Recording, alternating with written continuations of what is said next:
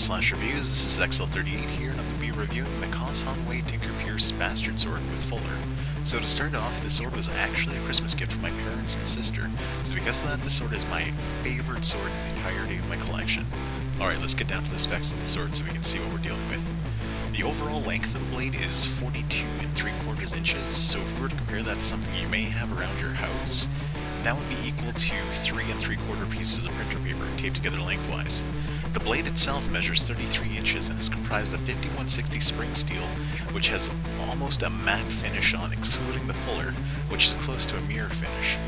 The edge comes sharpened, which is great for straight out of the box cutting.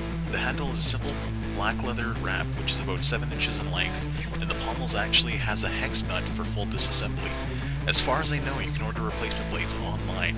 Now, whether or not you can use the non-fullered blade on the fullered version is unknown to me, but assuming that it's just the fuller that makes the difference, I'd assume you can interchange the blades.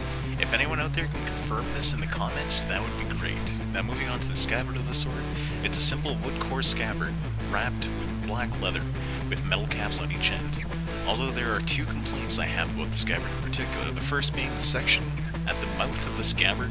The metal at the mouth scrapes along the sides of the blade, dulling it with each unsheathing and sheathing. I've had to remedy this by using a Dremel grinding tool to expand the mouth just a little bit so that the wood of the scabbard is what the sword drags against instead of the metal. The second issue I have with the scabbard is actually more of a cosmetic design issue.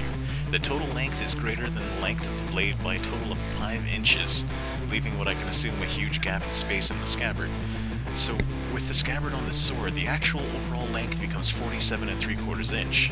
Overall, the sword weight is 2 pounds and 6.5 ounces, which again, to relate this to something you have around your house, it would be the equivalent of roughly 3.5 cans of pop, which is actually one of the lighter swords in my collection.